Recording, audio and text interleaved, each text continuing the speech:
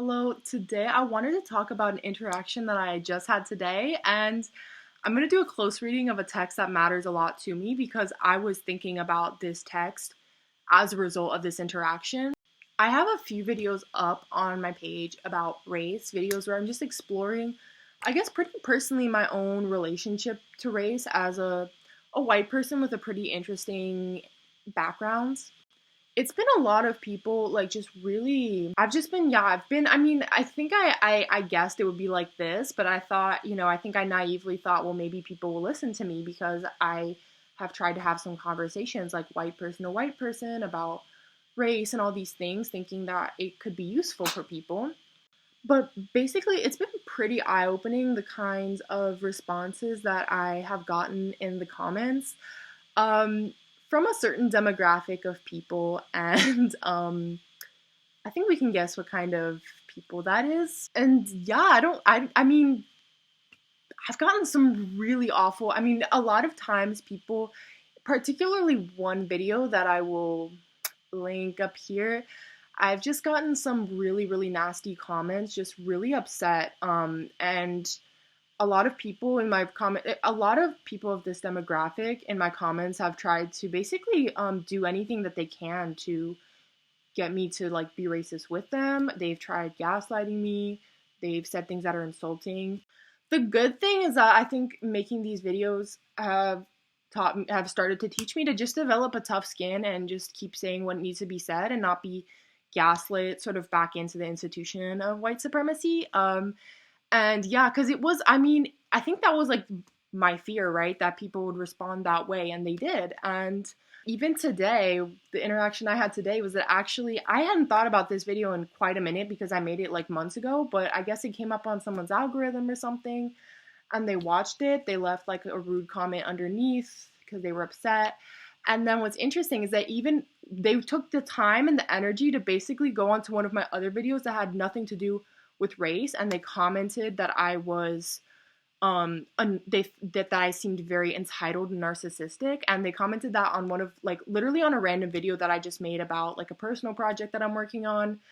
And yeah, I think I was just really thinking about how frustrated that people, I don't think that the racist white people in my comments have really liked that I'm saying this as a white person. Used to be quite scared of speaking out when I was younger. I don't, try to pick fights with people. It's been a good exercise for me in being like, you gotta keep saying what needs to be said. But after that interaction, it had me just thinking a lot about how important it is to to say these things as white people, okay? And yeah, I think what's been interesting to me and just telling is that they try to gaslight me by seeming like nice, but then I like kind of hold my ground and I'm like, no, I'm not racist, or like I'm not gonna agree with you, but like I'm trying to be respectful. And then they get increasingly more aggressive and like rude and disrespectful as the interaction goes along for some of them, and they just start saying really nasty things. But anyways, yeah, I was just thinking about how I was thinking a lot today about whiteness as, this sort of unspoken contract that we have with other white people where we basically have to all like be in on it, and if we're not in on it, it's like really threatening, I think, to certain people, and they don't really like it, and they just get this really, really triggered response, and they try to do anything to pull you back into it. And actually, the reason that I feel like I went into this pretty prepared is that I have a text that I think about all the time. It is the most important text that I read as a white person who doesn't agree with racism, and I wanted to do like a deep reading of it and just tell you guys the parts that I find important so that you guys can also see what you think and have that conversation with yourself. Okay, here we go. Coolest man ever. Noel Ignatiev, who was a white modern day abolitionist, as in, well, we'll get into it, okay? So the point is not to interpret whiteness, but to abolish it, by Noel Ignatiev, who is clearly, as you can see, a white man who was just really, really, really cared about releasing white supremacy. And I read this text in such a pivotal and important time for me in terms of thinking about my own ethnicity. I have other videos where I talk about my journey with whiteness and how complicated it has been. It has been very complicated for me because I have a white parent and I have a parent who is mixed race. Okay.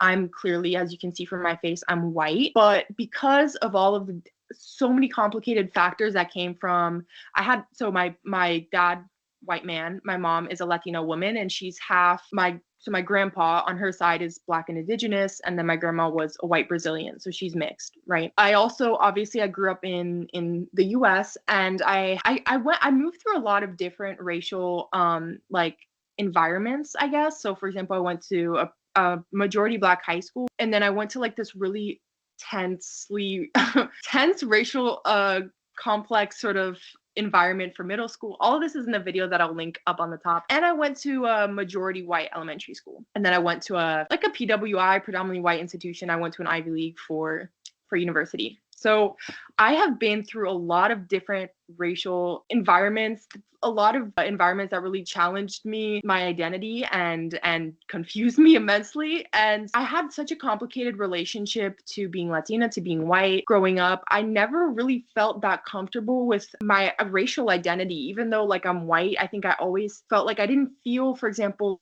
like I would hang out with other children who they were like white middle class, sort of like upper middle class children. I was like a lower class child with this racial background, and even though our skin was the same color, I didn't really feel like that. I mean, obviously I made friends, but I always felt different. Like I didn't feel white the way that they were white. And I had all these different complicated sort of situations with that. You know, my family, I mean, we had a different ethnic background as well. And that, I mean, that came up many times throughout my adolescence, my childhood. I always felt a little bit like I wasn't the same as other white children, and not in a bad way. Like I didn't feel like worse, I didn't feel better. I just felt like I was different. And I felt like I didn't have a very comfortable relationship to my whiteness.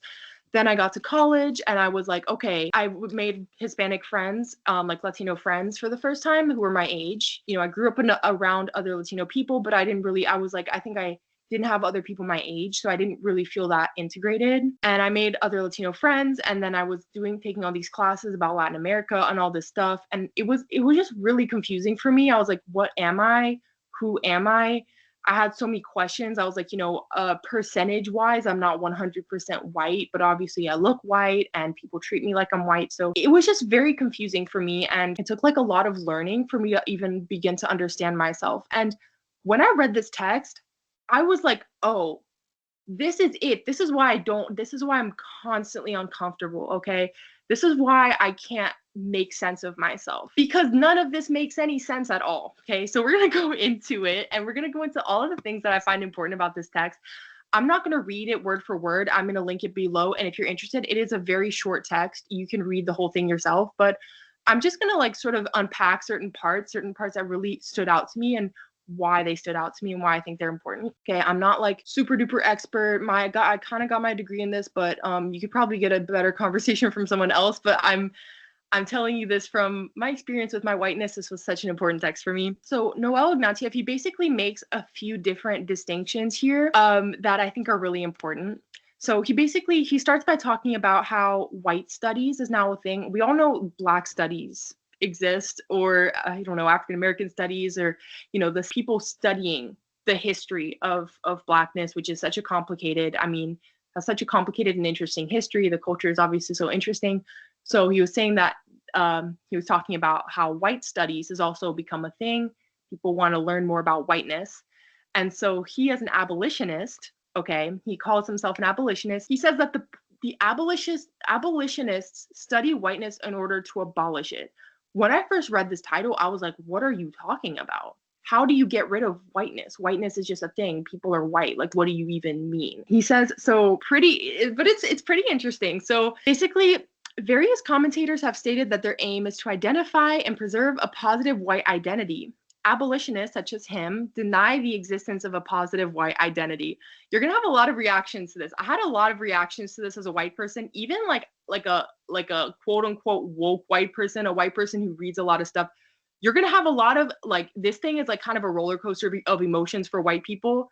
So just bear with me because I had the same roller coaster of emotions. I was like, what are you even saying right now? You have to get all the way to the end and then it starts to sink in. And you're like, oh, I feel like it's sunk in for me more over the years. Ooh. So basically he says, again, so various commentators have stated that their aim is to identify and preserve a positive white identity. Abolitionists deny the existence of a positive white identity.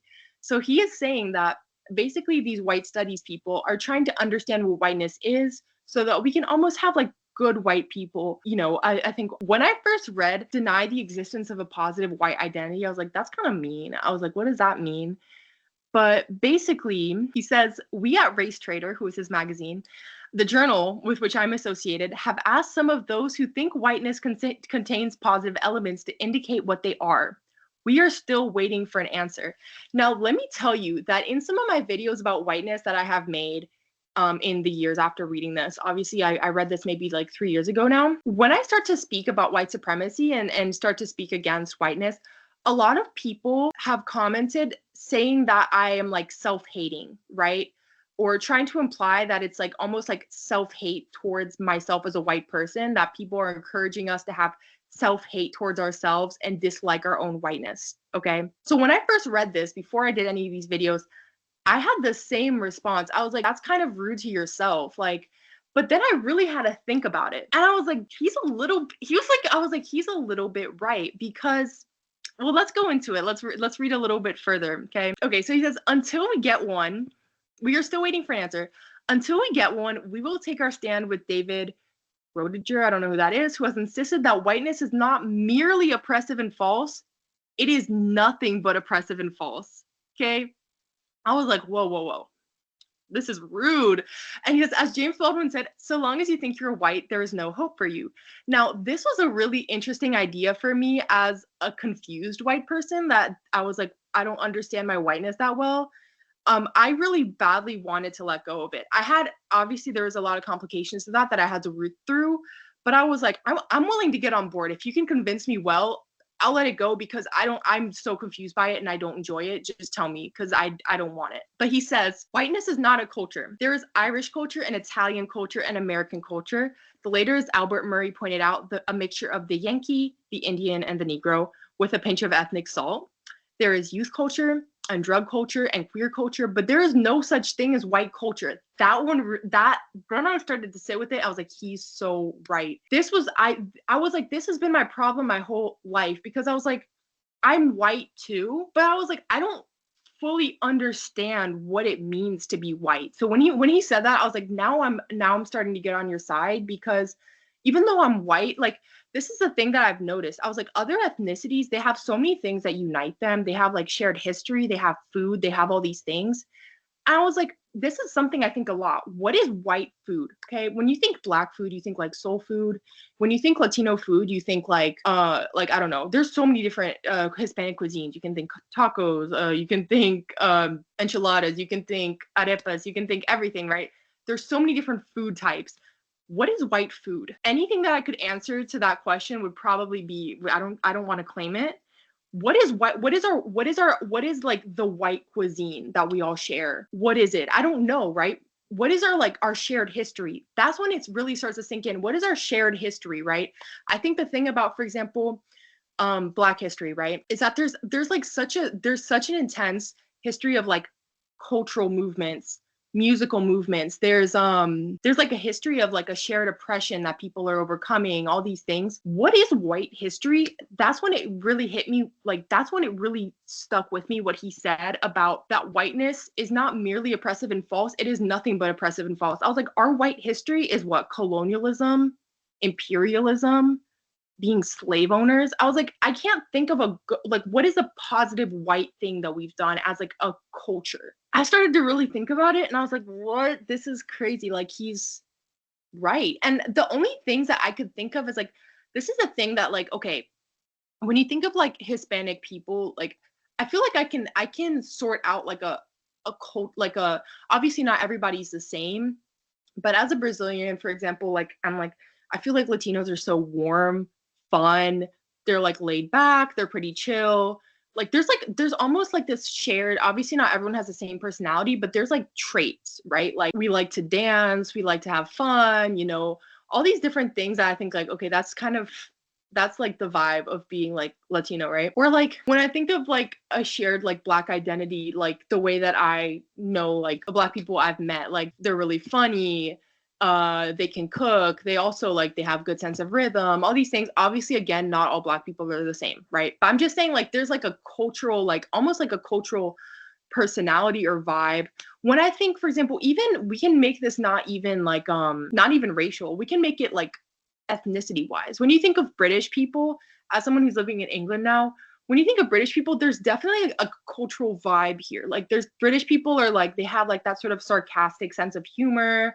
Like they're a little bit like they're really like they can be really reserved. I don't know. There's almost a British personality. Doesn't mean everyone has the same personality, but there's like a thing in your head. What is that for white people? Do we have one?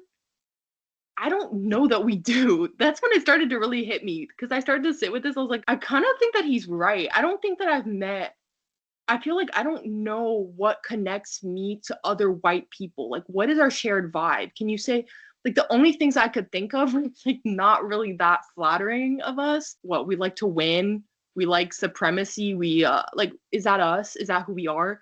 I don't know. And that's the thing is that growing up too, that's why I always felt so confused in my own whiteness. Cause I was like, I'm seeing other white kids, but I don't really feel like we act the same. I had different food at my house, all these different things. Like I had a really different, like we didn't have like the same energy, but we were both white, right? Doesn't mean that, all people of all ethnicities are like this act the same, but do you guys get me?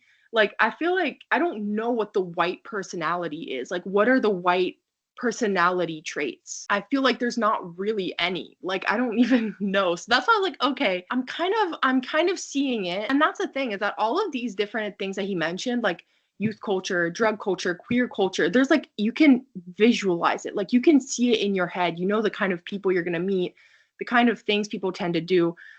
I'm bisexual, like I feel like, and obviously I have a lot of queer friends, like I feel like we have certain tendencies that we share together. Queer people are so creative, all these different things. But I'm like, what is the white thing to do? Like what is it? I couldn't think of anything. So I was like, I'm getting it. I was like, this doesn't make sense. So he says whiteness has nothing to do with culture and everything to do with social position. It is nothing but a reflection of privilege and exists for no reason other than to defend it. Without the privileges attached to it, the white race would not exist, and the white skin would have no more social significance than big feet. Just such a funny line. But I was like, honestly, yeah. I was like, see, that's the thing. I was like, I can't think of like, what is our shared food? What is our shared vibe? Like, what do I share with other white people? I mean, person to person, like human to human, we obviously share like different things, but I'm talking about with like all white people. And that's the thing is that white supremacy and like whiteness as an institution encourages us to see ourselves as like being in community with other white people. And it doesn't mean that I don't love other people who happen to be white, but I was like, I don't really know that we're like a community like that. Like a white festival, like okay, if you were to say like a black cultural festival, I have an image in my head. You're gonna have like you're gonna have certain types of food there. You're gonna have certain types of imagery there. Like there's gonna be like I don't know. I can see it, but I'm like, if you tell me there's gonna be like a white cultural festival, I'm afraid. I don't know what that's gonna be. Like what is that? So that's the thing that it like that was what was really like making it stick for me. I was like, what even is it? And it has everything to do with social position. It is nothing but a reflection of privilege. So it's like without those elements that make it like, oh, we have like a fun culture, we have a thing we share, we're a community. What are we? What connects us? And what connects us is that shared history of oppression and that sort of white privilege that we get. I think particularly, obviously, like racist people, like they love the whiteness. But if you're not racist, I feel like a lot of times, or everybody has a touch of like if you are someone who doesn't like racism or who doesn't want to be racist and you're white, I feel like your whiteness is something that you feel awkward about. Like, okay, I guess this is me, but it's kind of awkward because like that deep down it's all connecting, like we're all connected in our whiteness because of the position that we have over other people in society. So like it's not something that it's like, oh, I'm gonna flaunt it. If you're flaunting it, usually you're being really like violent with it. And I think that's what really shows it, right? The people who are like, I'm white and proud, they're usually off doing things that I wouldn't want to do myself, things that would that are just usually really awful, right? So it's like, if that's how it is, then like what does it really mean to be? Then it does it you know, that's the thing, that the people that are most protective of whiteness, they're not saying like, this is our culture, we don't want you to kill our culture. Usually what they're saying is like, I don't want you to have rights, I want to have more rights than you, I want to be in a better place in society than you, I don't want you to like have a voice, I don't want you to take my place, all these different things. So the reason that people are so attached to it is because it puts them above other people. And I think a lot of us are not with that. You know, a lot of us don't really want that, but it's something that we feel like we have to begrudgingly accept that that's what we are. So that's why, like, again, that's why this text has been really important to me. I was like, oh, this is really interesting to me that people are saying, as long as you think you're white, there's no hope for you. That I'm supposed to let it go, that I'm not supposed to have it, right? This one is pretty interesting. Before the advocates of positive whiteness remind us of the oppression of the white poor, let me say that we have never denied it. Okay, the United States, like every capitalist society, is composed of masters and slaves. The problem is that many of the slaves think they are part of the master class because they partake of the privileges of the white skin. We cannot say it too often. Whiteness does not exempt people from exploitation, it reconciles them to it. It is for those who have nothing else. Let's sit with that for a minute. That one is like, that's intense. I don't know if I have anything that's smart to say about this line. I mean, I could go into plenty. Obviously, people. It's interesting. I've gotten people in my comments of other like abolitionist, anti-racist, whatever videos, basically who didn't really like that I was making, saying that we should do better as white people, and they commented and were like, "Oh, well, we're all being exploited. You know, all this stuff is just to divide us. All this stuff is fake." Um, Let me see if I can pull up an actual comment. Here we go. On my video, white men, do we actually hate you? In which I'm actually was even trying to be nice. I wasn't even trying to be mean, but people took it personally. I don't know what that says, but anyways, this is somebody gaslighting me about a statistic. No, white people didn't started slavery. Black people didn't end slavery. The class is more important than race, ethnicity, nationality. The proletariat doesn't have a nation. I don't understand. This one was really, I was like, okay. Like I don't know, like they were making this sort of push for communism, but then like, I don't know. There was a lot going on here, but this is the thing, is that I thought this was such an interesting comment because obviously they're trying to make this sort of like little, I don't know, activist jab, like trying to say that basically we shouldn't necessarily be splitting it like this because actually, you know, it's all just really the class, and obviously the upper class are the ones exploiting us. I'm gonna say that the main people, like, until we actually sort out this issue, like the issue of racism, the thing is that you can't get anywhere near this type of conversation actually about the lower class moving up, because people will put in this dynamic the safety and the comfort of upper class white people before they will put the safety and comfort of their fellow lower class people up. Like they will, because the thing is that they have been taught to protect their own community, right? Rather than protecting the people that are actually navigating that exploitation with them, right? And this is exactly what Noel Ignatiev is saying, is that obviously, yes, that lower class white people are also being exploited.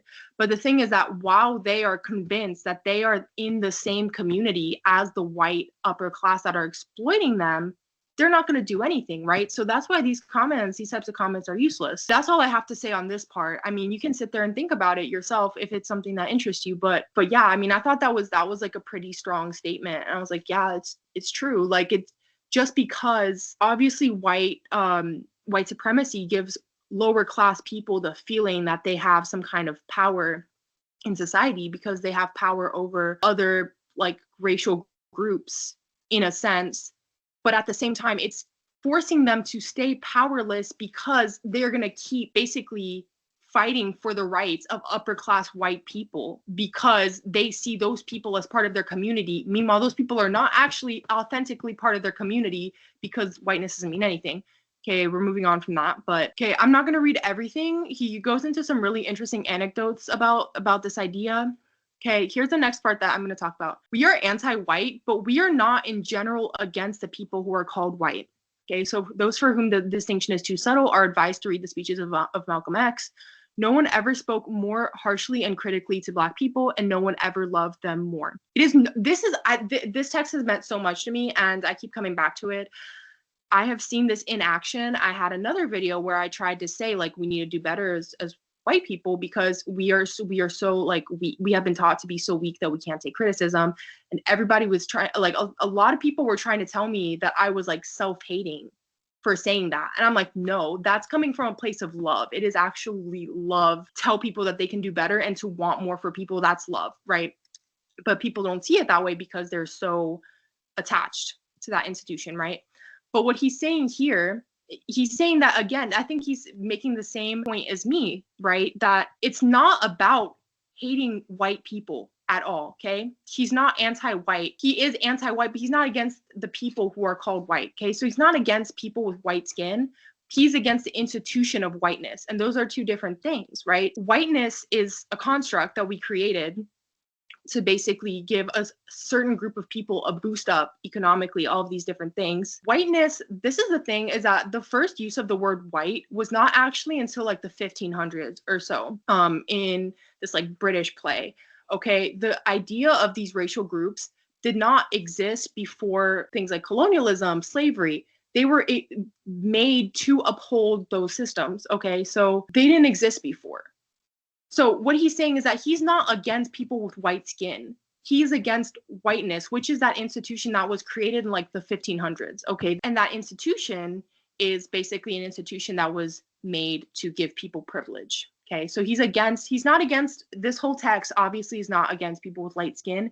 It is against the idea that certain people should have privileges and other people should not, just because of their skin color, right? And we're going to go into that more later. I'm actually going to jump to another part and then we're going to come back up here. In the same line, he basically says, if abolitionism is distinct from white studies, it is also distinct from what is called anti-racism, okay? Which is pretty interesting. There now exist a number of publications organizing programs and research centers that focus their energies on identifying and opposing individuals and groups they call racist. Sometimes they share information and collaborate with official state agencies. We stand apart from that tendency.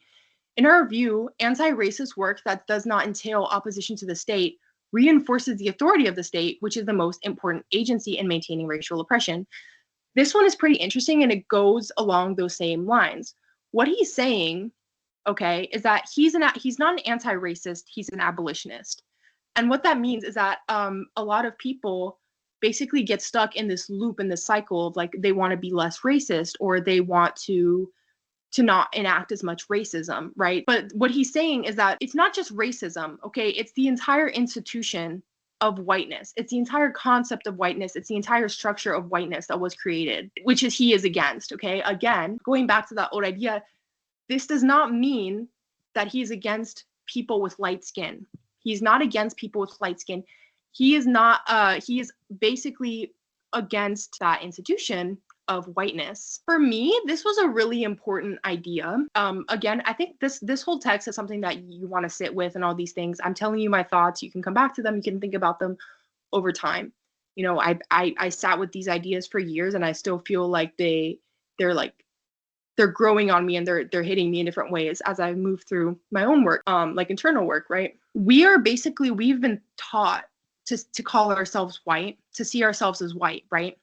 So when somebody says they're anti-whiteness, right, but they're not necessarily against the people who are called white, this was a really powerful idea for me as somebody who felt like whiteness was really an uncomfortable identity, even though I had light skin, right?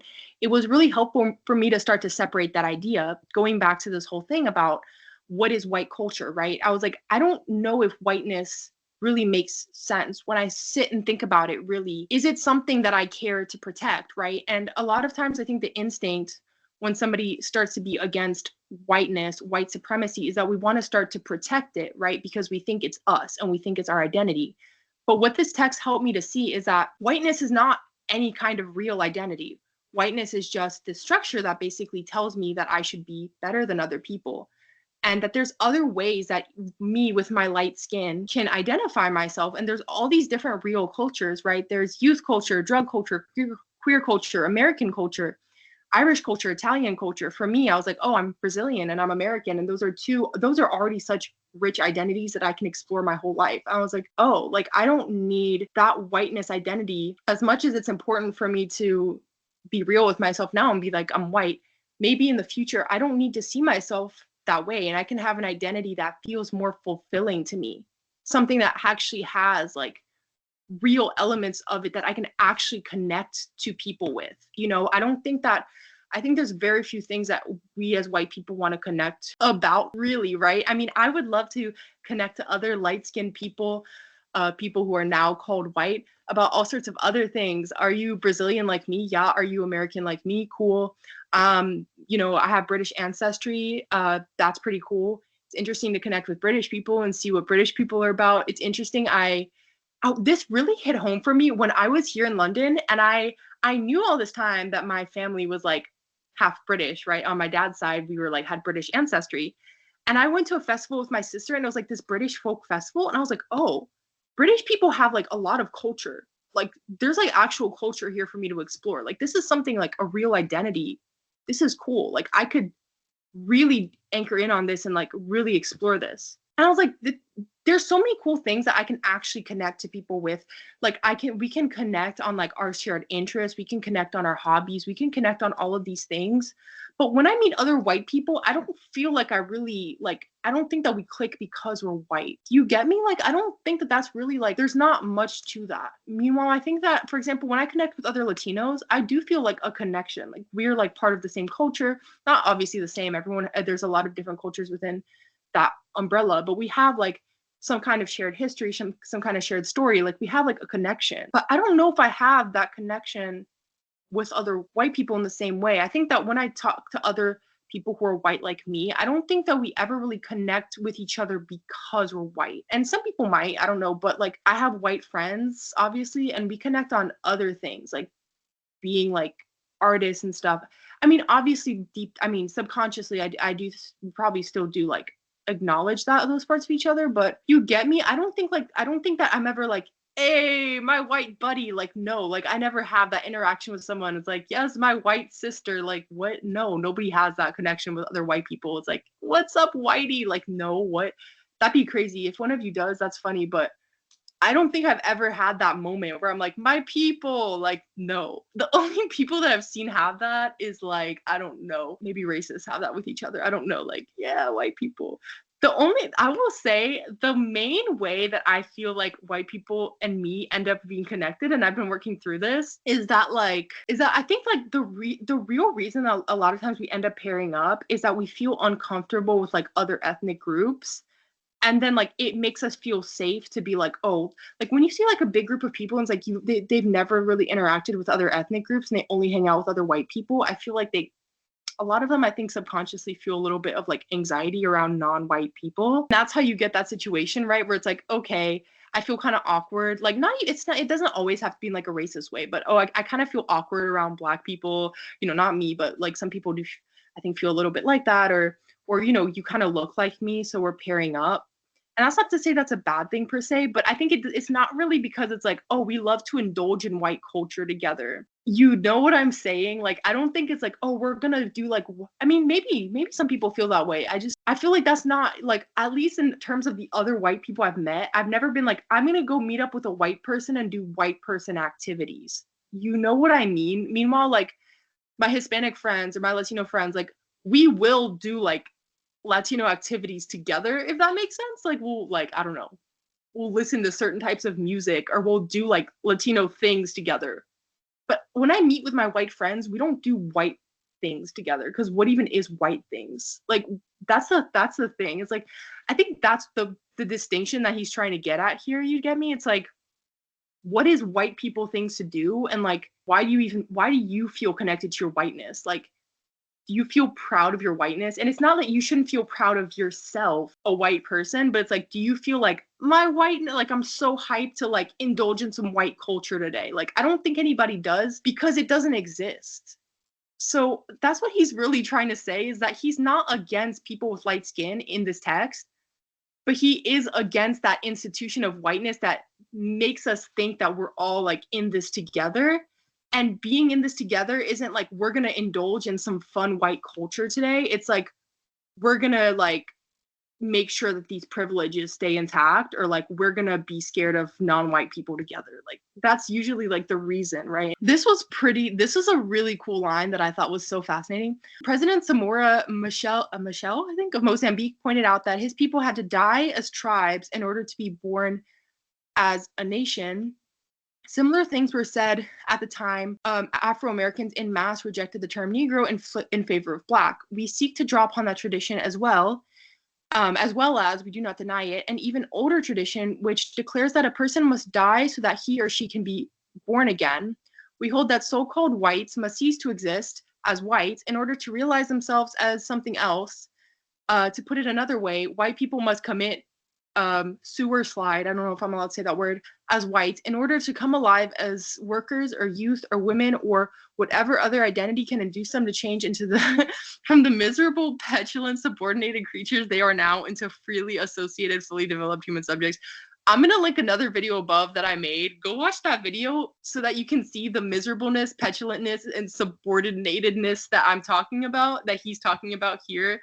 We are both white people. I'm white. He's white. Okay, we're both saying it. You can watch the video and you can see exactly what I'm talking. What is that miserableness, petulantness?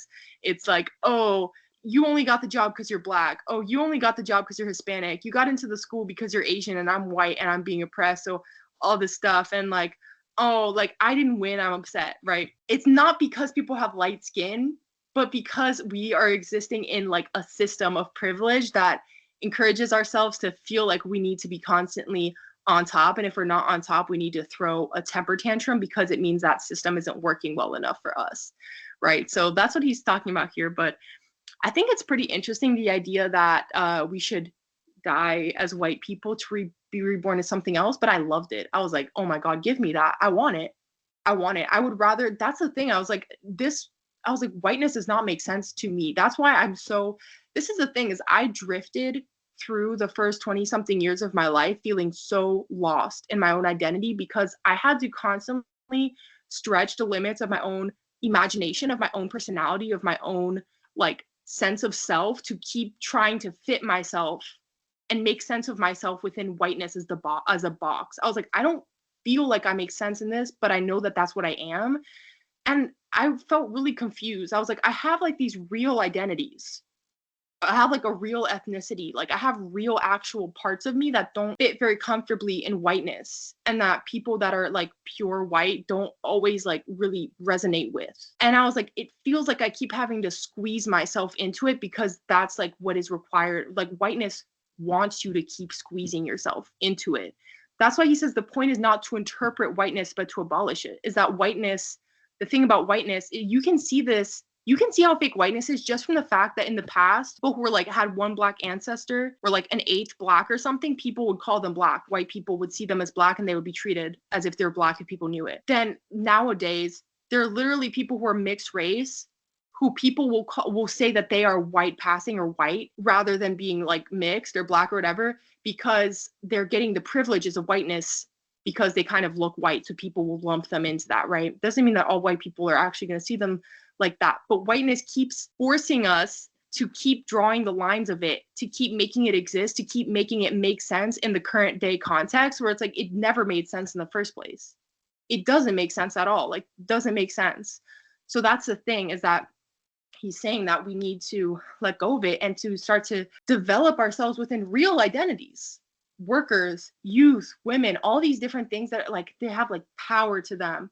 They have like community to them, but we keep letting that go to see ourselves again as white, when white doesn't really have much substance to it. And then here, the white race is neither a biological nor cultural formation. It is a strategy for securing to some an advantage in a competitive society. It has held down more whites than Blacks.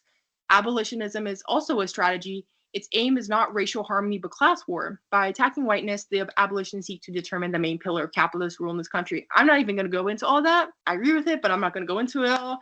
We're focusing on the racial components of this really today. But basically, the whole idea is obviously that the reason that whiteness exists is just to give people some kind of advantage. There's a group of people that the advantage, the idea of that advantage is so strong and it's so attractive that they will, like, they don't care if it means that they have to keep other people hurt or keep other people down, as long as they get to benefit, right? I never saw this as clearly as when I heard that. So I've said this in other videos, but I just think it's like one of the most pertinent like things I ever heard about whiteness and like as my own race. But there was a school, that a majority white school in my city, and basically when I was in middle school, people were saying that like, oh, actually, of course I'm not going to get in because they're going to pick the black kids over us, which isn't true, because the school didn't actually have any kind of racial like thing in place. It was a majority white school. There was like no black kids there, but obviously their parents were telling them this, right? If you don't get in, it's because a black kid kind of took your spot. And then when we got older, my sister actually applied to that school and got in. And my sister, she and I are both white Latinas, right? But we were like, she was in this environment with these kids that were all like of that same group that I was talking about, that were very like upper middle class, pure white people. And she got into the school, and another boy who was of that group didn't get into the school. And he told her that she only got in because she's Latina and they wanted diversity, which again isn't true, because the school doesn't have a diversity anything in place. She just got in because she's smart. And she was smarter than him, so she got in. And it shocked me to hear that, because I was like, my sister is white. The crazy thing is that because my sister got something that he didn't get, he took the least white thing about her, and he basically said that you got in because of that, even though she's white too.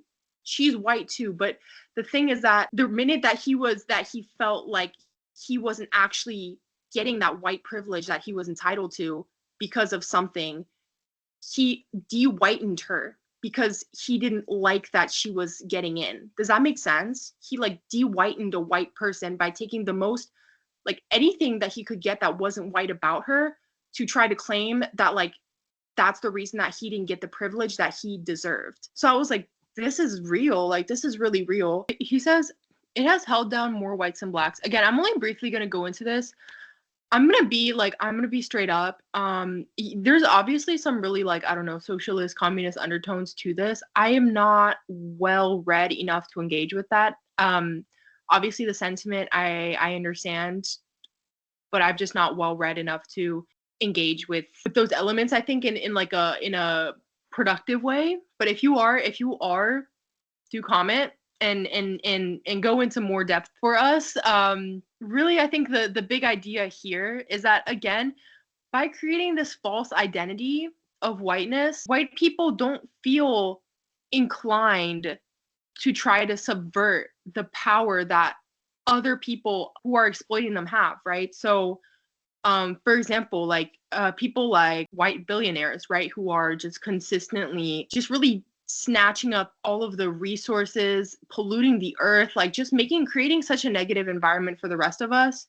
Basically, because letting go of their whiteness would mean to let go of some of the minute privileges that people have on the lower level, they are less likely to they're more likely to see themselves as one of those people than one of another kind of people, like people that are actually in their neighborhood, in their community, right? And basically because they see, oh, those people are white too, they want to protect those people, even though those people are causing more harm to them than any non-white person in their neighborhood, right? But they worry that it would basically be destroying the little bit of privilege that they have to basically be going against those people. So they keep clinging on to the idea of whiteness. Okay, that's the best I can describe it. Again, I've not even read the Communist Manifesto in full or anything, so I'm not an expert in this idea. But I don't think that you have to read any of that to even understand this. I think we can just see it in our world pretty clearly in like a way that we have never to this extent. Yeah, it's pretty insane. So I don't even think you have to be communist nor socialist nor anything to see that. That is just normal life for us. So we're gonna go, like, now that we're back here, this was pretty interesting. This one also took some thinking on my part. I've thought about this idea a lot over the years since then, but basically he's saying that it's not just about us learning to be less racist, like, oh, I'm not gonna call you a slur, oh, I'm gonna think that you deserve rights and stuff like that, I'm not racist, right? He's saying so much energy is put and focused in on that, but actually that, like, the place that the thing that is causing the most harm, obviously being racist to each other does cause harm. I would say the average white person, though all of us have some learned racism. I would say not, I'm not even going to say the average person. This whole entire period of history has obviously shown differently, but I think a lot of us, if you're watching this video and you've stuck it through to this point and you've not already left me some kind of hate comment, I think we don't necessarily want to be racist, right? I think overall, if unless you're literally like a racist, I think you do try your best. Obviously not everybody does perfectly, like we need to all do better and to listen and to all this stuff, right? But what they're saying is, and I think this is the thing, is that I think a lot of people, this is where you get something like, well, I'm not racist. And I have gotten comments like that from people that mean well. Well, not all white people are racist. Well, I'm not racist. The point is not that you don't call people slurs, okay? I don't call people slurs. I don't I don't like think people should be lynched. I'm not like, waving some kind of white pride flag, right? Even so, unless we tackle the system that's creating this pain for everybody, we're not going far enough. Just you being like, well, I'm nice to people that aren't white isn't enough, because the racism is persisting in all of these systems. And it's not just enough to tell all of these systems to be a little bit less racist. The point is that we abolish whiteness, because whiteness is the system doing all this. Doesn't mean abolish white people with white skin. That's super important part of this. Not what it's saying. It's saying that we, not only does that system get to go, but we get to benefit. I think that's the most important part. It's like everybody benefits, double gift, right? Okay, now we remove the problem. People who aren't white, they don't have to exist in a system that's hurting them, and we get to have real identities that we feel proud of. It's like a double whammy. Like, what's not to love about that, right? I think that's what he's trying to say, is that he's saying he doesn't dislike white people. He's fine with people with white skin, right? He just doesn't like the system. And the system isn't just hurting other people, it's also hurting us, because then other people who look like us, right, aren't going after the systems that are hurting us, and we don't get to have like these full identities. Like I said, I had to live in this weird identity confusion for years, never feeling like I really fit, because I had to keep trying to pull myself and pull all of my different differences into a fake identity. And then I read this and I was like, I'm free. Obviously we still have to all do the work, but I'm like, in theory, I'm free. Like, I don't have to keep trying to push myself into an identity that isn't even real. I can be my full self. I can be all the different parts of me, and I don't have to feel like I have to limit those to uphold something that I don't even like. I was like, this is great. This is like everything. Like, thank you. Like, you told me now, like, now I can do it, right? Like, I was like, okay, thanks. This is cool. I like it. So everybody benefits. Like, it's a great thing for all of us. But the thing is that whiteness, the structure, will try to convince us otherwise. It'll try to convince us that we're going to lose something, that we're going to lose some kind of privilege. But it's like, as you can see, that little minute privilege that we get, I mean, it's obviously still massive, but like, it's actually ends up hurting us, because we turn a blind eye to people that look like us doing harmful things to us because we see them as part of our community and they're not. Then again, I think this whole text is interesting. He goes into something pretty important here, which is that obviously, so he says, just as the capitalist system is not a capitalist plot, so racial oppression is not the work of racist, quote unquote, right? So it's not just, oh, because somebody said a slur. It's deeper than that, right? Obviously, that's still bad. but it's deeper than that. It's in the welfare system, the legal system, the school system, everything, all of these systems that are made to keep non-white people down. The surface level problem is like, oh, some Karen is being rude, all this stuff, right?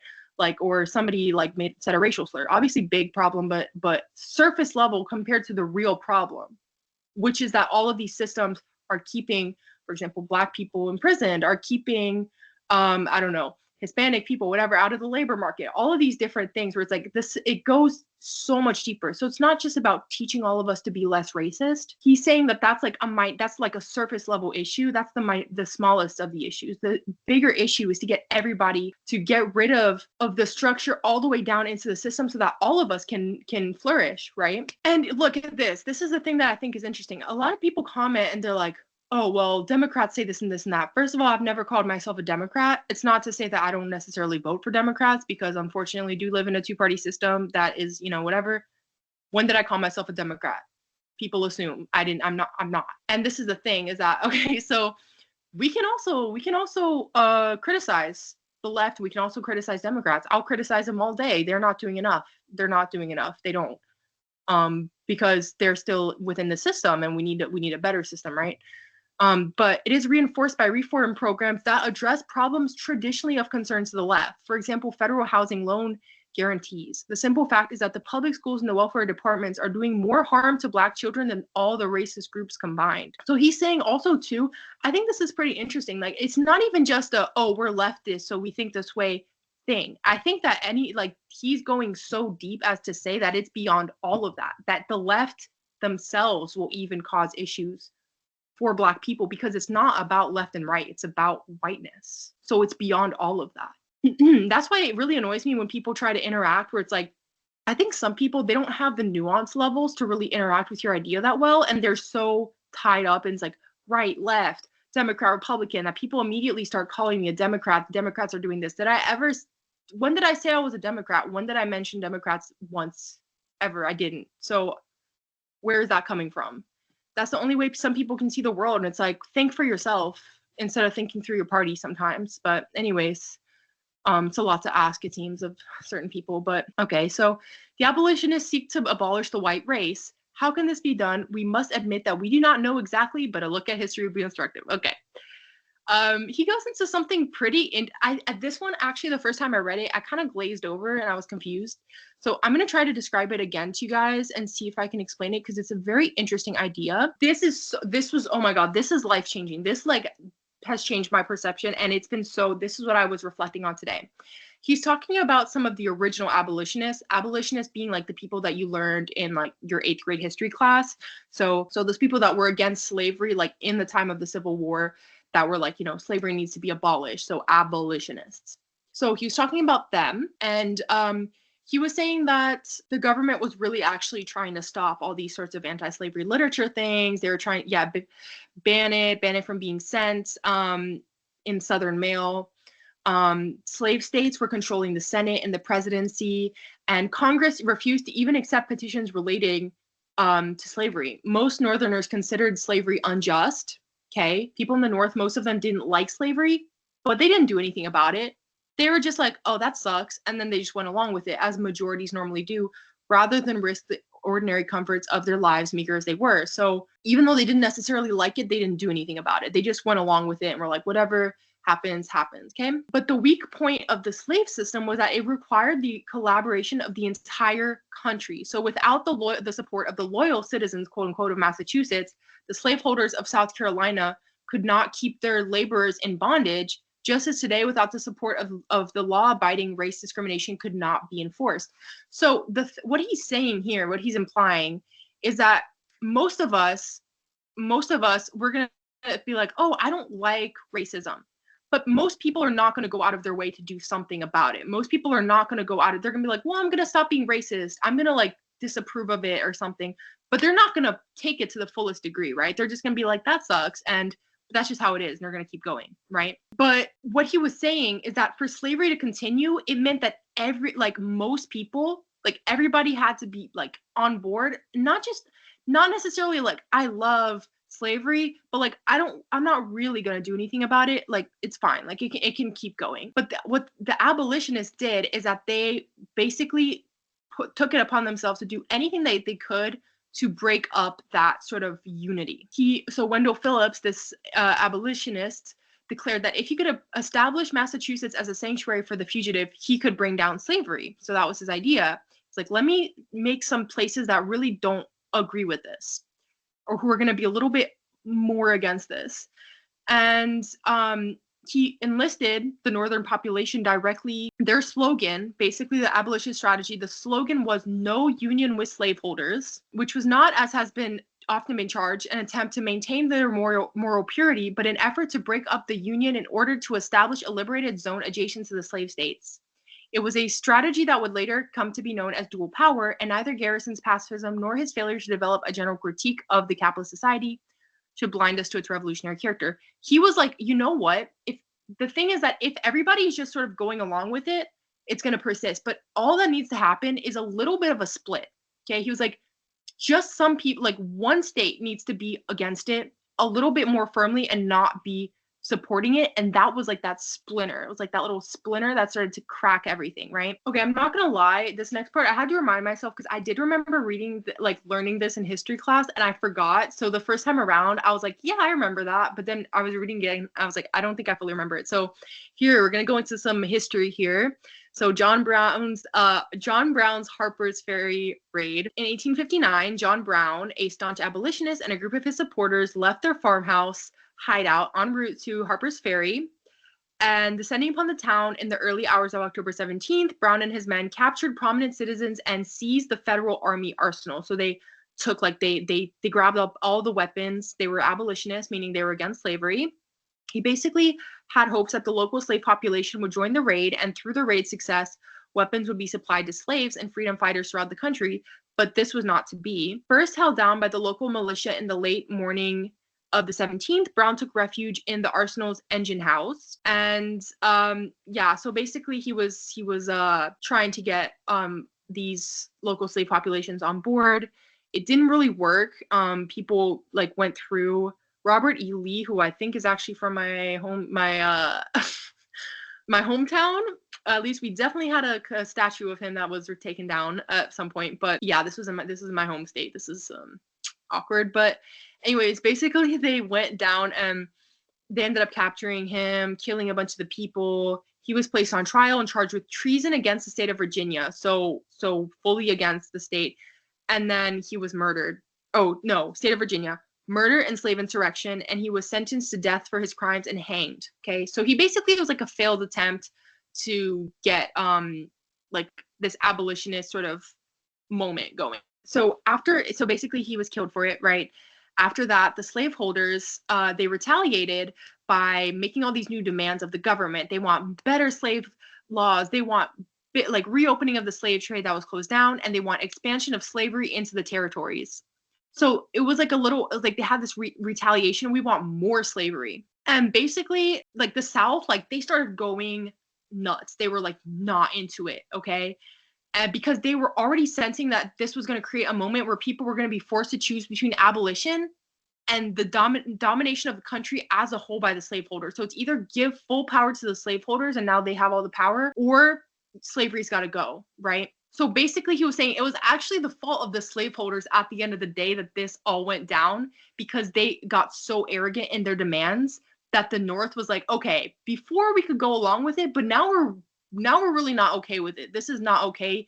Also because obviously it was disrupting their own comfort that they would now have to sort of give all this power to the South. So all of that like had a domino effect. So each step led to the next. Southern bullying, Lincoln's election, secession, war, black as laborers, soldiers, citizen, voters. All of this movement ended up basically leading to the end of slavery in 2 years. Think about that. And all of this time, they'd never been able to abolish slavery at all. Okay. The abolitionists existed before then, but it was in that little like prick of like, okay, now there's like a splinter in this system. Now all of a sudden, cascading effect, slavery gone. Okay. It was that powerful for him to break up the union like that. For him to like create that little sliver of resistance and of frustration. So basically they said that after this, like after the war, really like the South, after South Carolina announced its secession, Wendell Phillips, who was that original guy, that original abolitionist, he was forced into hiding to escape this Boston mob that blamed him because now they're mad that the country got split up.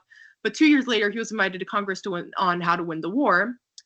He recommended 2 measures, both of which were soon implemented. First, declare the war an anti-slavery war. It was not an anti-slavery war to begin with, but he said that's the way we're going to win it. Make it an anti-slavery war and enlist Black soldiers, because they wanted to win the war to, I guess, to keep the country together. They didn't want to split up the power like that. And so he was like, this is the way we're going to do it. This is what's really interesting, because all this time before, people had tried to basically create abolitionism, right? Like really get it moving. But he was saying it's not as some people have claimed. The reason that they didn't hop on board is not because they didn't like the abolitionists who were these richer, smarter people who were saying we shouldn't have this, right? People basically tried to imply that. He was saying, no, it's because people did not want to view themselves as part of a class with the slaves. As long as Black people were enslaved, white people were still better than them. Even if they were poor, even if they had nothing, they were still above them. So that's why they were really holding on to it. Okay, here's the next part that I find really interesting. The white race is a club. Certain people are enrolled in it at birth without their consent and brought up according to its rules. I've gotten plenty of comments on my videos with people like, well, I didn't choose to do this. I didn't choose to be born white. I've gotten one comment like that, right? Like it's or something along those lines. I've seen a lot of people say this. Well, it's not my fault. It's not like I invented it. Or I've gotten this one, like, should we basically be held to the problem that, like, you know, something that our grand ancestors did? How is it still our fault? Okay, people are enrolled in it without their consent. Yes, we are born white and brought up according to its rules. For the most part, they go through life accepting the privileges of membership without reflecting on the costs. Others, usually new arrivals in the country, pass their probationary period before earning membership. They're necessarily more conscious of their racial standing. So what he's saying is like, yeah, okay, you didn't ask to be born white, but obviously as you grew up, you subconsciously, either consciously or subconsciously, people taught you the rules of whiteness, okay?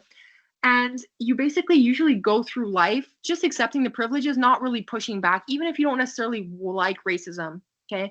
I'm going to tell you for myself, to be honest, when I started making these videos, I got like such a I would get guilt. Like I would feel guilty. Like when I first made a video, like, let's get real about whiteness. That was my first video I made about race. And I posted it, and I mentioned some of these stories about people from when I was growing up. Obviously didn't mention their names, all this stuff, right? But it was stories from my childhood. I felt guilty. I felt like I was betraying them by like exposing them. I felt guilty that I was talking about racism, because we are taught to protect other white people's comfort at all costs, to not make them feel bad, to not get like ruffle their feathers, right? That's breaking the rules. No one ever told me that. And even though I'm not, like, I try my best to subvert like race, I don't want to be racist, okay? I felt guilty, and I felt that twinge of guilt over and over again, like over time. I was like, I feel bad. Like, what if they watch it? What if they feel bad? I'm talking about them being racist. Like, you would think like, well, that's not a bad thing to say. I felt bad. I was like, I'm hurting their feelings. I shouldn't have said that. Nobody told me to think that, but I know it subconsciously that I'm not supposed to call people out for their racism. I'm not supposed to say that.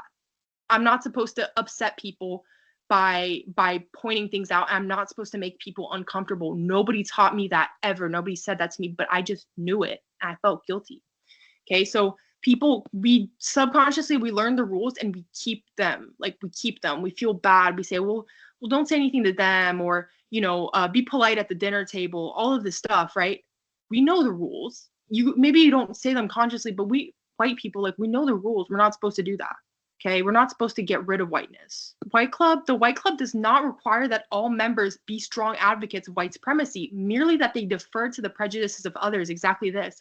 It is based on one huge assumption, that all those who look white are, whatever their reservations are, fundamentally loyal to it. This is what he was talking about with the abolitionists, right? People in Massachusetts, they didn't necessarily like slavery. They didn't own slaves, but they didn't go out of their way to like really support abolitionism, because it doesn't matter. Like, it doesn't necessarily matter that everybody be a racist. We don't all have to be like these like MAGA racist people, right? all that matters is that we kind of keep our head down and we don't really like, oh, I don't believe in racism. Are you going to get uncomfortable for it? Are you going to go out of your way for it? Are you going to question yourself? Are you going to be embarrassed? Are you going to face the rules, and are you going to break them? Most people are going to know to the rules. Like, most people are going to know the rules. Most people are going to be like, I don't like that, but they're not going to break the rules. And that's what he's talking about here. Okay. Most people are not going to break the rules of whiteness. So whiteness doesn't mean that, oh, all of us are racist who want whiteness. A lot of us don't want it, like, to the degree that it exists. But it just, all that needs to happen is that all of us need to be loyal to it. Don't disrupt it. Don't do anything. Don't mess it up for everybody else. And it's like people will look down on you. And that's what I see in the comments. People do not like it. When you start to speak about, like, really before it, people do not like it. You are going to get negativity. I've gotten lots of negativity in my comments. People did not like it. Okay. People tried to gaslight me. People were really negative to me, rude, hateful. Okay. It happened. Like, that's the thing. And I felt uncomfortable. Okay. I really did feel uncomfortable. It made me like, it gave me like a really bad day. The first day that people started being really hateful in one of my videos, I was like, oh my God. Like, I was like, this is scary. Like, should I take it down? Like, I thought all of that. I was like, this is like really scary. And people don't want you to speak out. They don't want you to say stuff like that. Okay. Yeah. They're going to tolerate it if you're like, yeah, we shouldn't be racist, or like, yeah, like, we're gonna put up like a, to this day and age, no, they're not gonna tolerate anything because they're just like that right now because they know that whiteness is getting its like on its way out, is my personal opinion. So that's why they're like, no, let's be all for it, right? They know it's on its way out because like slowly, the privileges were like sort of starting to dissipate. Obviously not fully at all, like nowhere near close, but they are starting to dissipate and people don't like it. Okay, so that's why all of a sudden they're like, oh my God, white pride, like, let's bring it back, right? Let's all be like super like Americana, like Sydney Sweeney. Let's not even get me started on her. It's pathetic. It's like really pathetic. It makes me really upset the way she acts. But let's really do this whiteness thing. And like, we're going to be really all Americana, MAGA whiteness, right? Okay. So you see, people are encouraged to act like that. When you start to speak out, you will get people who really don't like it. I was actually thinking today, I'm going to show you guys some pictures. Every time when I started to get this angry response from people or stuff that was like, I was like, this is just disgusting. Like some of the stuff that they would say, I started thinking of this picture like all the time. Okay. Everyone knows Ruby Bridges, right? They tried to desegregate the schools and she was walking into school, and these pictures are so telling. They have these pictures of white people. Like the look on some of their faces is like, it's scary. It's creepy, isn't it? Like just the level of like indignation, frustration, and anger and just violence that they felt towards something as like a little girl, right? Obviously, we all look at it and we're like, that's insane. And that's crazy that happened, right? And I started to think of this picture when people started to respond that way, not because what I'm doing is like obviously like it is absolutely insane for me. I was like, I'm nervous and I'm a white person. I'm nervous and I'm a white person and I'm not even in person, because you get this response from people because they start to get violent. People like they will sense that their privileges are going to go away, and the level of anger, violence, and creepiness that you start to get is like crazy. Like the level of creepiness and anger is like I thought of these pictures because I was like, this is the face of whiteness right here. Like these pictures are so telling. I was like, this is the face of whiteness right here, is like this creepy, violent anger that people get when you start to question whiteness, when you start to disrupt it, when you start to like really be like, no, I don't want this. The creepiness, like also in my comments, like, let me see if I can find an example. I think this is the conversation that I really, this honestly, this whole thread was so like, I was like, this is really informative for me. This conversation that I had with this man, okay? He started off, what did he start doing? He started to try to like gaslight me. He's like, gave me this whole like BS weird thing, like little smiley faces. He was saying that, he tried to make it this whole philosophical argument. And basically that like all these like stupid questions, saying that, implying that people in this situation felt righteous, all this stuff.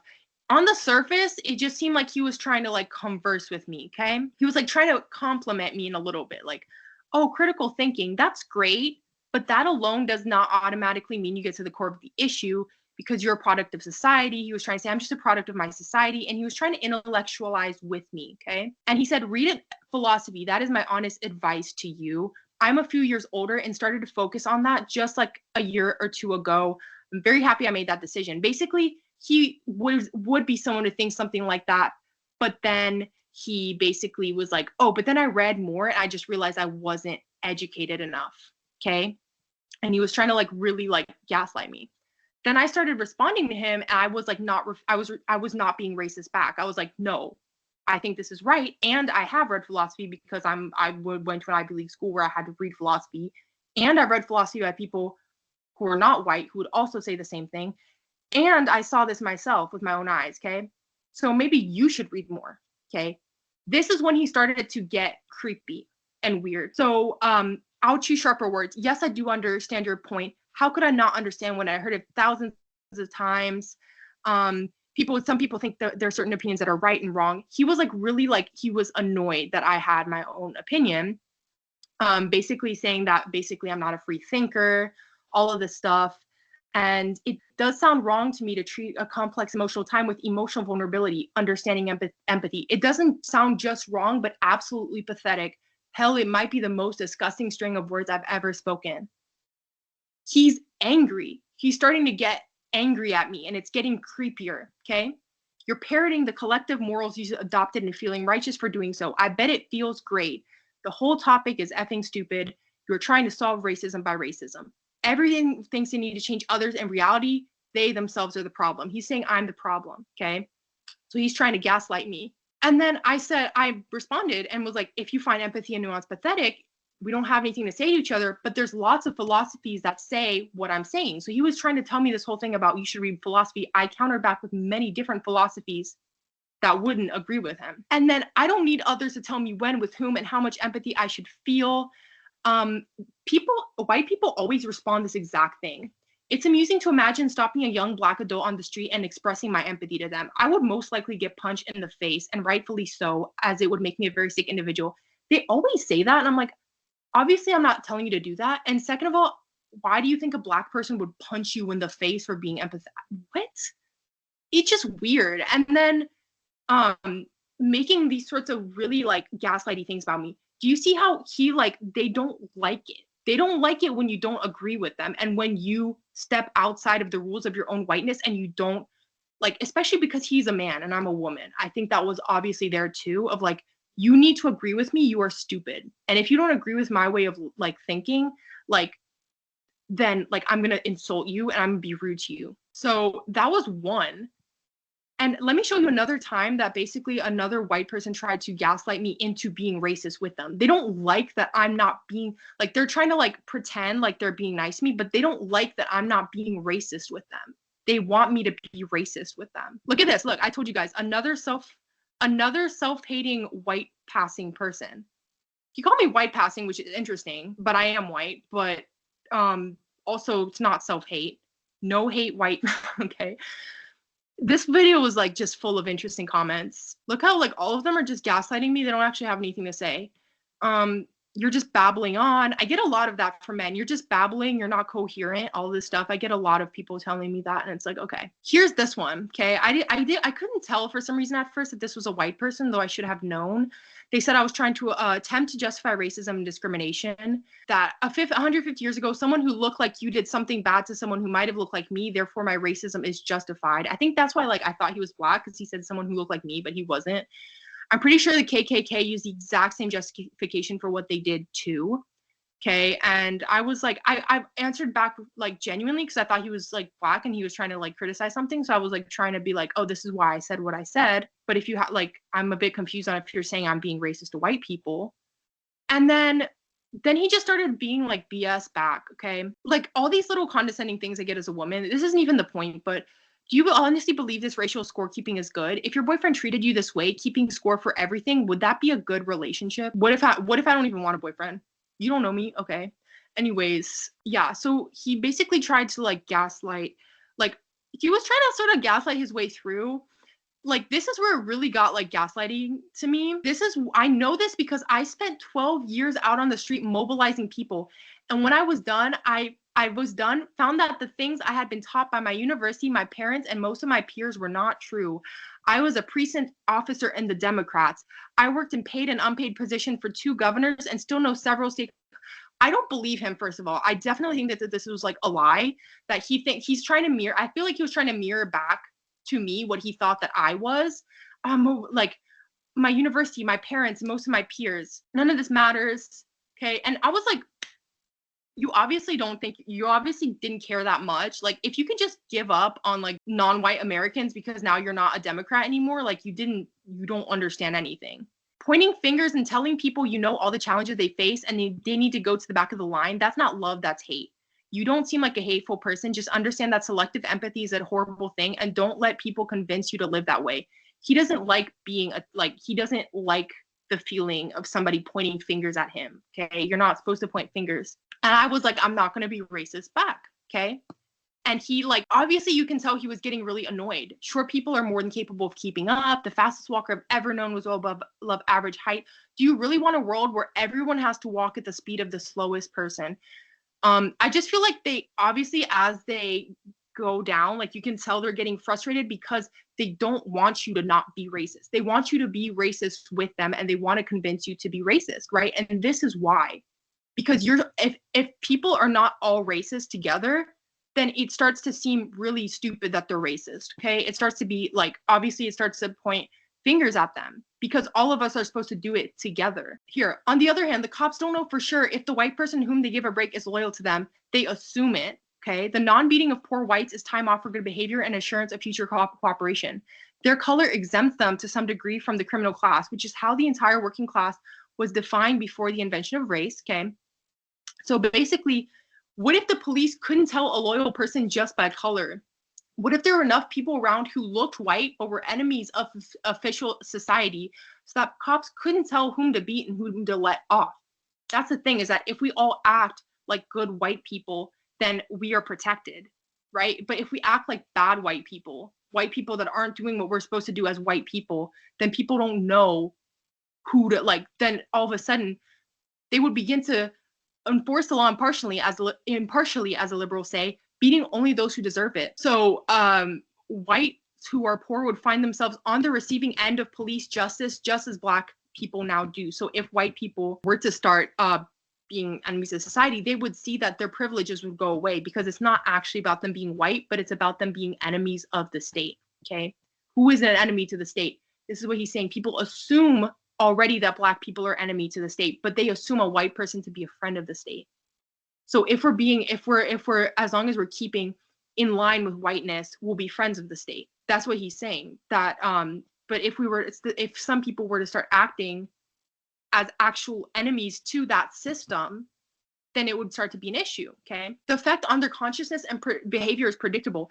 That is not to say that everyone now regarded as white would suddenly become a progressive any more than everyone now Black is.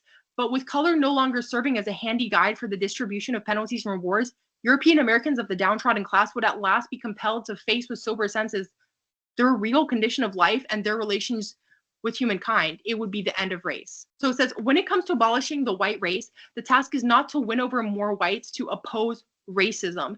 There are enough anti-racists out there already to do the job. The task is to gather a minority determined to make it impossible for anybody to be white. Okay? We shouldn't want to be white. Whiteness doesn't actually help us on a soul level. It helps a system of whiteness. Does it help you as an individual? In a certain sense, it does. I would say from an identity point of view, from like a soul point of view, of feeling like the fullest person you can be, no, it doesn't. It lessens us, is my opinion. At least I felt that way. So what would that determined minority have to do? They would have to break the laws of whiteness so flagrantly as to destroy the myth of white unanimity. They would have to break the laws of whiteness so flagrantly as to destroy the myth of white unanimity. So this is what I'm saying for my comments. White people, when you start to go against like racism, people will like gaslight you, shame you. Have you ever commented on a video and you get some absolute idiot? I'm going to start saying MAGA because at this point, y'all have either left the hate comment or you aren't watching this video anymore because you realize you're not probably gonna listen to me.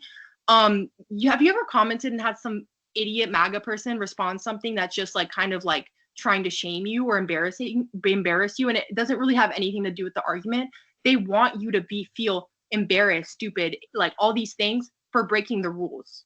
But the point is, you have to keep breaking them. You have to keep breaking them because they're trying to shame you back into whiteness, because they know that if everybody is on board with it, it will keep going. Okay? If everybody's on board with it, it'll keep going. That is the thing. That's what they know. That's what they want you to do. They don't want you to break the rules of whiteness. They will shame and embarrass you into keeping it. They will treat you, on my end at least, like I was I'm not a free thinker. I'm stupid.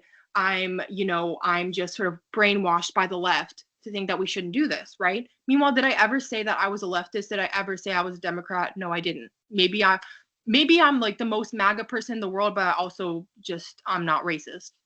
They don't know. I mean, obviously that doesn't exist, but you know what I'm saying? They want to say anything to get you to basically comply with whiteness, because they know that we all need to do it together for it to keep happening. Okay, what would it mean to break the rules of whiteness? It would mean responding to every manifestation of white supremacy as if it were directed against you. On the individual level, it would mean, for instance, responding to an anti-Black remark by saying, "What makes you think I'm white?" On the collective level, it would mean confronting the institutions that reproduce race. Okay, so you have to start taking racism personally. You have to start taking it personally. It is against you too.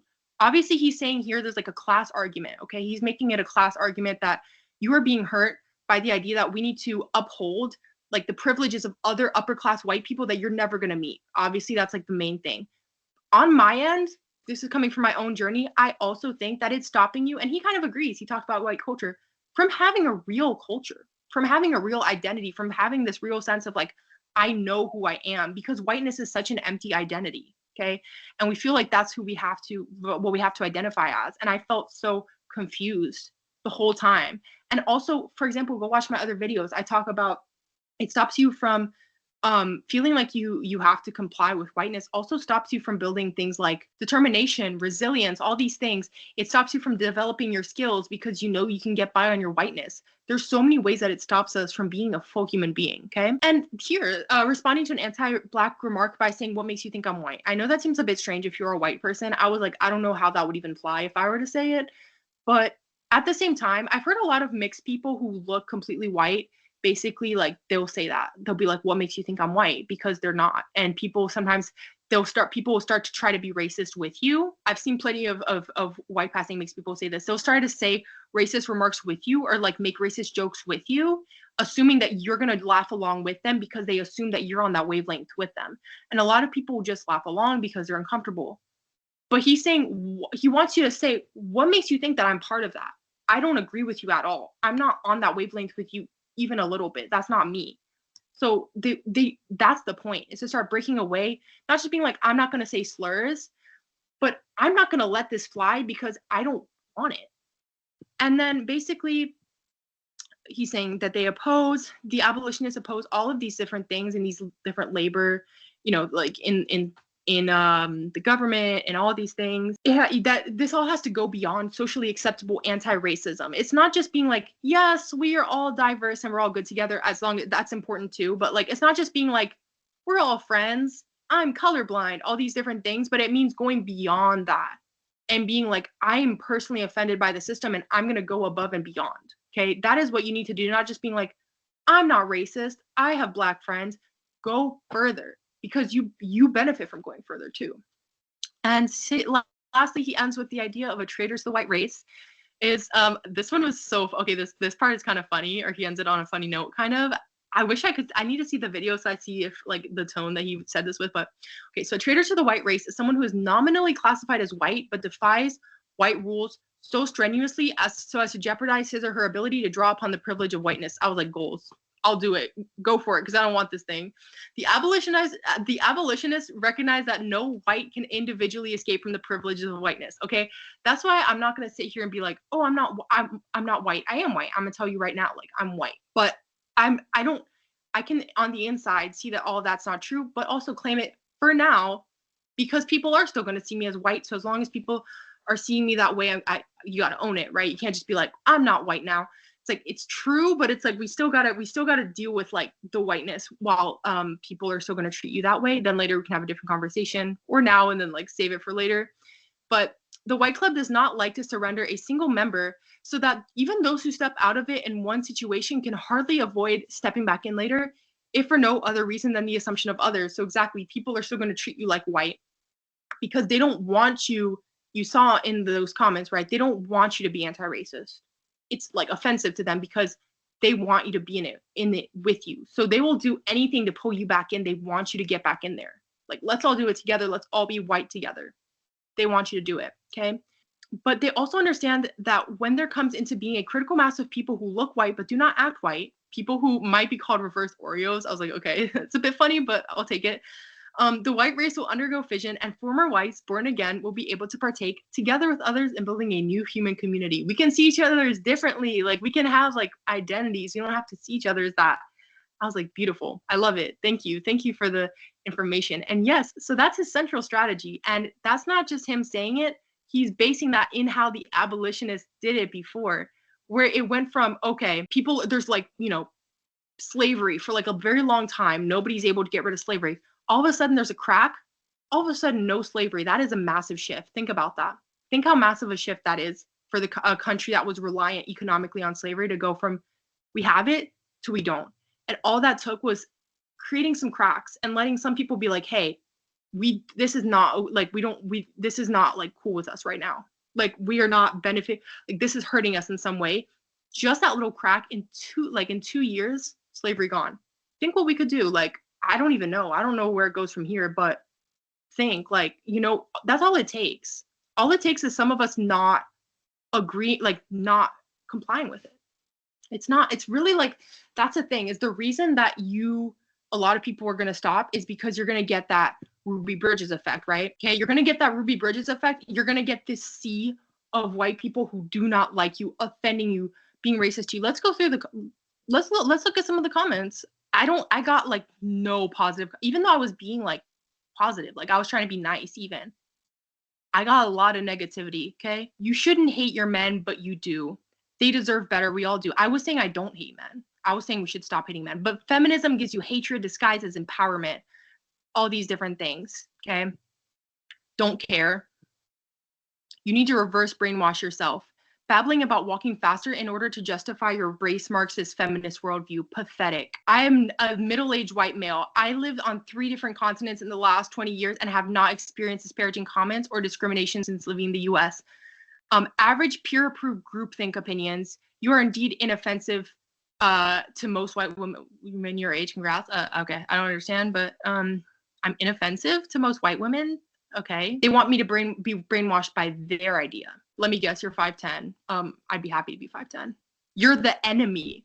What? Do you see that? You're the enemy. The one positive person. Thank you to this person. He's not, he was not a white man. So race has nothing to do with anything. Another self-hating white passing person. Stop hating on us. We built society. Yes, white men, we don't need your sympathy or advice. If you don't like us, then don't like us. Okay, and I'm not even trying to say this was the best video. Okay, I wasn't even really like super satisfied with the way that I presented my thoughts. Okay, I didn't feel like it was like, oh, I said it perfectly or anything like that. Okay, my point was like, let me see if I can have a conversation. Clearly not. People were really, really upset. Like, they didn't like it at all. They were really like not cool with it. Okay, so, but it did teach me that you are going to get that response from people because they don't want you to see it that way. They don't.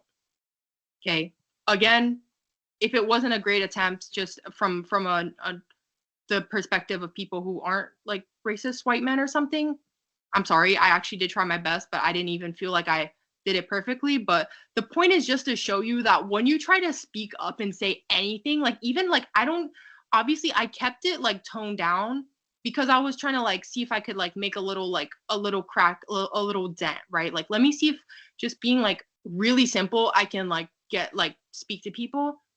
And even with the most simple and minute things, people still were like not for it at all. And they were really like not into it. So that just goes to show that people do not respond well, but you gotta be okay with the fact that that's gonna happen.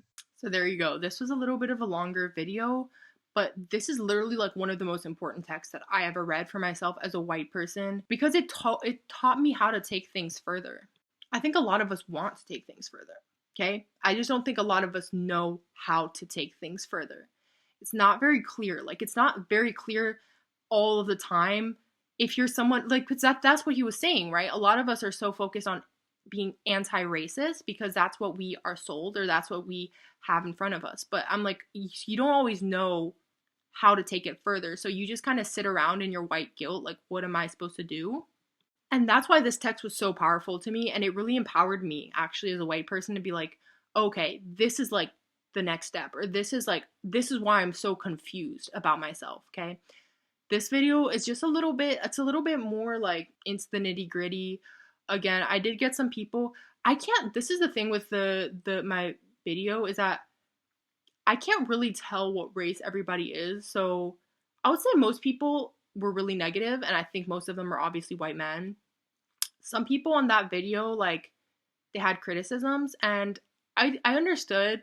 I think the point of that video for me was to be like, I know white men just most of them, a lot of them, these racist white men, like, they can't hear anything. So I was like, let me keep it really simple and see if I can, like, just change, like, one person's mind. Like, just have one good conversation with one person. That's why, like, some people have, like, I had, like, one or two comments to be like, well, like, you know, it goes, like, kind of deeper than that, or, like, there's structural issues and stuff. Clearly, like, obviously I know that. I spoke about that in other videos, and I did try to tell people that. But the reasoning behind that one, I was like, let me see if I can just change one person's mind by just being simple and making, like, the slightest of change. All I got instead was actually just a lot of white men racist at me for being brainwashed. Okay, so I learned, I was like, there's just not, I don't know what to do with that. Okay, I don't think I perfectly captured racism or anything, but the point is that a lot of people in that demographic who have the complaint that I mentioned in the beginning of my video don't, like, they are not going to be sitting here through, like, a video about some really intellectualized race, like, you know, perspective and really sit with it, because they're like anti-intellectualism, all these things. So I thought, let me, as a white person, try to have a conversation that's just a little bit more simple and maybe might appeal to somebody by trying to give it a little bit of that nuance, or trying to be a little bit less, I don't know, intense, right? Didn't work anyway. So I was like, okay, don't know how to get through to these people at all.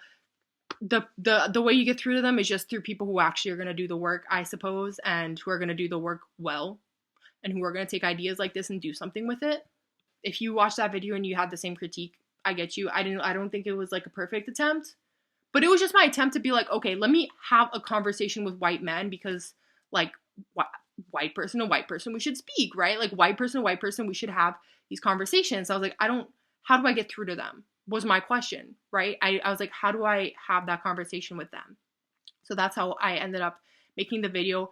I don't think that was perfect. Obviously, not a lot of people critiqued it from that standpoint. I was critiquing myself from that standpoint. Like, obviously it's not, like, super in-depth, right? But if you had that critique in my video, I had it myself. I was like, I know this isn't, like, a perfect attempt, but that was, like, my thinking behind it. Because I would say, like, of the comments that I got, most of them were people, white men, mad at me and, like, telling me I'm racist, and some of them are people being like, well, it's deeper than this. I can't tell fully if those people are actually, sometimes I can't fully tell. I'm like, are you just a white person, but you're, like, saying, like, I don't know how to put it, but I was like, for example, that guy that said the thing about the KKK, I kind of thought at first, I was like, are you black? But then I was like, no, he's white. So I can't really tell with everybody, okay? Actually, the comment that I was talking about, I did look back just now, and it was actually a white person. So actually, it is mostly white people being mad at me, so I don't really know what anybody else would say. It literally has been all white men, and they haven't liked it. So maybe I'm being too hard on myself, but I was just like, I was like, I hope I'm not, like, seeming like I'm trying to, like, soften the situation or soften the blow, but I was like, obviously these people don't want to have, like, an intellectual conversation, and they haven't done that kind of reading to, like, even speak that way, and they're really turned off by, like I got plenty of comments about all these, like, stupid intellectualizing leftists, and it's like, you're saying I'm smart, thanks. But anyways, yeah, I just think that's why I was, like, trying to, like, make it a little bit different. But I was actually really nervous about that one, because I was like, obviously from the point of white men, I was like, they're not gonna like it. I mean, but I'm just saying that that's the response that I've gotten, and that's the reason I made that video. If somebody else has a better way to do it, I think white men should start speaking to other white men. I know there's woke white men out there. Okay, can you say it? Because they didn't want to hear what I had to say. They were more interested in trying to make me feel stupid as a woman. It's like they weren't that happy, or like they weren't that satisfied when I wasn't like a stupid woman back, or I wasn't gonna be like, oh, you're right, white men. Because that's the thing, is that white men want other white women to be subservient, like subservient white women who are gonna uphold white supremacy. And I'm like, girl, not me. I don't care. I'm gonna have a conversation with you, and I don't think that they like that. They wanted me to be like a good little girl and like feel stupid, right? But I don't care. But anyways, that was the point, and I did have a lot of thinking because of that interaction. It was interesting. But if you're a white person, go read the full text. I've read it quite a few times. I've sat with it. These are just my personal reflections on a text that's like one of the most important to me in terms of like how do we move forward. If you have any like texts that you think I should read or that are related to this, I would love to hear. So comment below.